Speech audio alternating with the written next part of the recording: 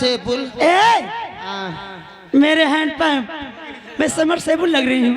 कसम से एकदम जैसे वह बड़कावा नहीं 40 इंची। अरे कमीने तेरी मौसी हो, कम से कम ख्याल तो करा कर। मैं इतनी टाइम मौसी औसी का रिश्ता नहीं मानता। क्यों? इतनी टाइम में खुद तुम्हारा मौसी बन जाओ। तेरी नास हो। ये बताइए कहा मौसी जी अबे तक कहाँ रहे हो? नहीं मालूम तुम्हें? महिका का तुम्हारे लिए नाश्ता बना रही थी। नाश्ता? हाँ बेटा।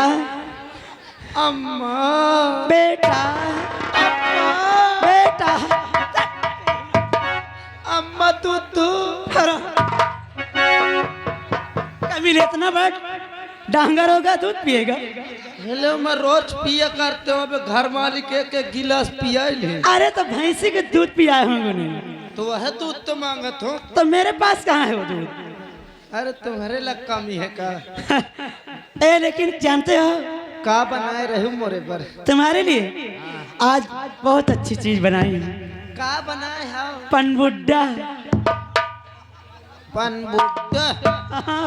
देखो नहीं खाते मैं। फिर क्या खाओगे? मैं खावा करते हूँ पकड़ लौड़ी। अरे पकौड़ी होगी। हाँ जौन जौन मुँह हसान के निकाले। हराम खोर। अरे वो बेसन की बनती है। हाँ तो उसे पकौड़ी बोलते हैं। देखो गैस सिलेंडर आ गया। जाओ खाना जल्दी तैयार करो, रिश्तेदार बैठे बुखार। तैयार करो। लेकिन कहना क्या है?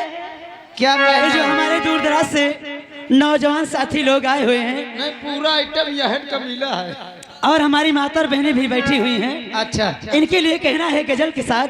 गाजर न दे चमूरी ले आओ। तेरी नाश तो गाजर नहीं, गजल गजल गीत होती है। गजल गीत है। हाँ तेरी दामाद गीत। दामाद नहीं दिमाग बोलो। मोहिका कौनो भांगिन नहीं चल। तेरी नाश भांगी नहीं